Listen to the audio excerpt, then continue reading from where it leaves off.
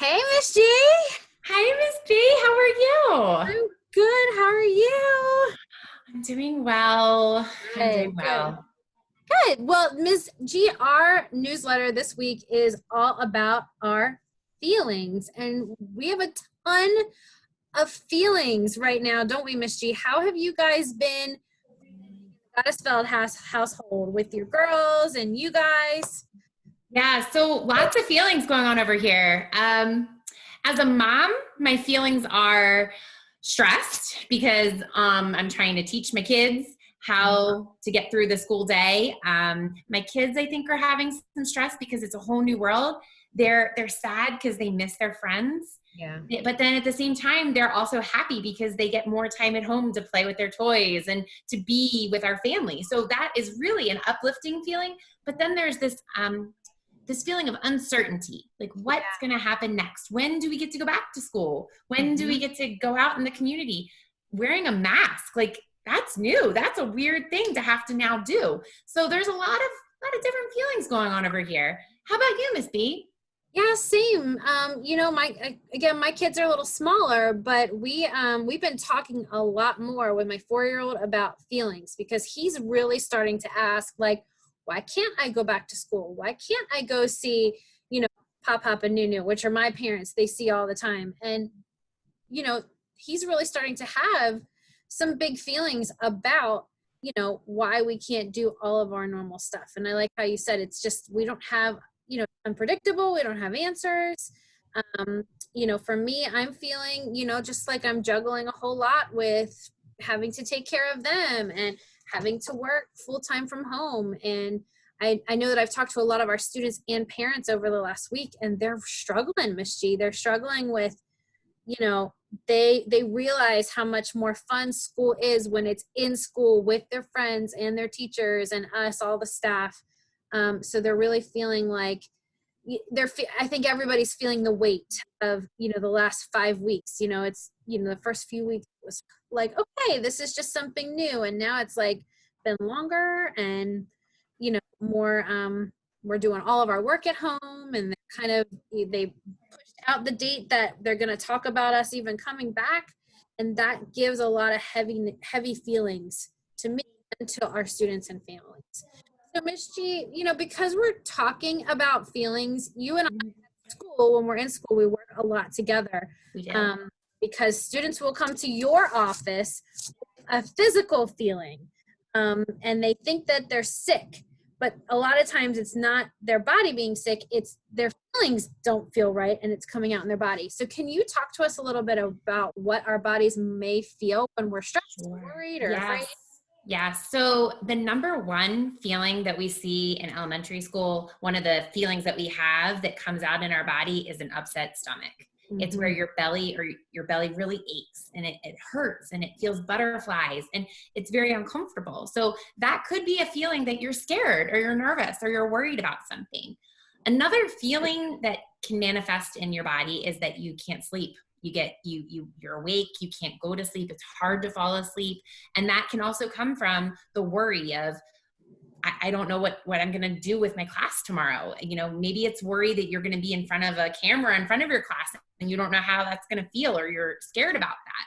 Right. Another thing is your head hurts. So sometimes your head can start to hurt from all of those worries. It's real important to still drink all of the right amounts of water and eat the right foods, eating a balanced diet, like we've talked about before, making sure you're doing those things. Sometimes you can feel angry and irritable. You can just jump off and yell at your mom or your little sister or your little brother. And Mm. really, you didn't mean that, but it was just you were upset and it came out in anger. And then there's sadness. They can just come from no reason at all. And it's just because there's so much change going on that it can make us feel sad and want to cry. Yeah. So those are some of the things our body can say when our mind is feeling conflicted. Yeah, absolutely. It's tough because our bodies give us all sorts of clues that something is wrong. And if we're not sick, a lot of times, especially in kids, if we're not sick, then we don't know what it is. Well, Miss Bland, do you think you could help us figure out what some ways to cope this way? Like what are some coping skills? Absolutely, Miss G. So, you may not know, or you may not feel sometimes like, oh, I'm sad or I'm stressed, or sometimes it is coming out physically, meaning your body is saying something, your belly aches or your head hurts or you're not sleeping or you just don't feel right. But you don't have a fever, there's nothing wrong with you. It's just something feels off. And a lot of times it does come out in the belly aches and the headaches and the kind of lashing out at some of your family members. And the thing about feelings is that they do have to come out. We do have to feel them. And I want everybody to know, all of my students, it is okay to feel sad and it is okay to feel angry. These are feelings, they're natural, they're normal. There's no, you're never going to be in trouble for feeling. It's just important to get them out in really healthy ways. Right? It's a signal that you got to talk about it. All right. Sometimes we don't know how to talk about our feelings. So we might have to do other things to release those feelings. I've been telling a lot of my friends that have contacted me over the last week and saying, I'm feeling stressed or I'm feeling worried or I'm feeling overwhelmed. Like there's just too much on me right now with all of this schoolwork or with everything going on in the world, plus the schoolwork. And, I encourage students first to talk to someone that they trust, whether that's mom or dad or whoever they live with. They talk to, if you're connecting with your grandparents or cousins or something like that over FaceTime, talk out how you're feeling. Just saying the words, I'm stressed or I'm scared or I don't know what's happening in the world and I don't know what's coming next and that worries me. Saying those words, if you can, and that's what you're feeling, you can define it. It's really great. Sometimes we don't know what it is. We can't define it. So just doing simple things like writing about your feelings or drawing about your feelings. I do something in my office. Some of you have done this before, but if you come into my office, we draw a heart and you assign colors to all of your feelings. Fun, Miss Plant. I love that. Happy is yellow, sad, and you can do whatever colors you want. And you fill a heart so you can see, like, when I did this, I was mostly happy. I was a little sad because, I don't get to see my students. I don't get to see my friends. I don't get to do the things in my job that really make me feel happy. I was a little angry. I'm angry at that virus for changing our lives so much. I have a little bit of worry because I don't know what's coming next. I wish I could be able to tell people. I wish I could be able to understand it. And I have green. This was bored and blah.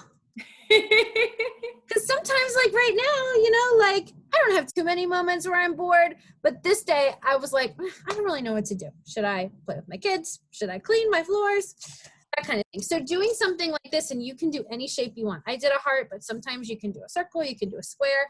That's a really cool activity. And actually, I'm going to be doing that on video for kids later this week if they want to do that with me. But just drawing something or writing it out, defining your feelings if you can, those are great. Some people like to draw, some people like to write. So really, however, whatever speaks to you is what you can do. Also, there's like some mindful activities, and we'll probably do a whole week on mindfulness coming up in the next few weeks. But, I like to tell kids about the 5 senses. So this works well if it's a nice spring day and you can go outside and sit on your patio or your deck or stairs somewhere and you just close your eyes and you just think about what your 5 senses feel. So you can see what you see, whether your eyes are open or closed. What do you see outside? What do you see in your head? What do you hear? What do you feel? You might feel like a spring breeze, or you might feel someone come by you, whatever. What do you smell? Do you smell the spring flowers? Do you hear cars? Do you hear birds? And just doing something like that as a really mindful activity that kind of releases our feelings without us even knowing that that's happening.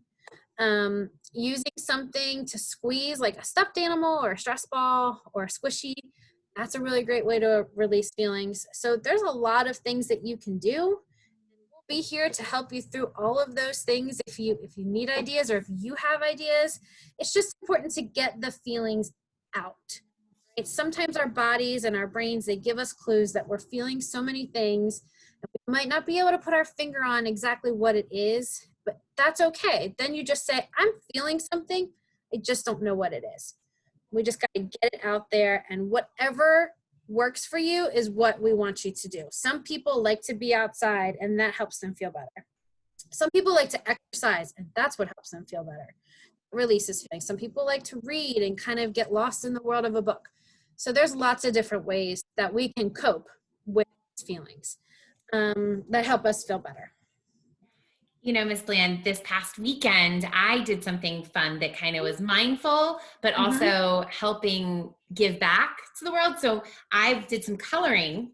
I colored this color page with my daughter because we're going to donate some pink pictures from her Girl Scout troop to some nursing homes and assisted livings where those residents can't get out. They are stuck inside. They can't see their friends and family. And this is a way of us giving back to cheer them up, to bring them up and help them, because I'm sure they're having lots of feelings too, but it also helped our feelings to kind of cool down and relax.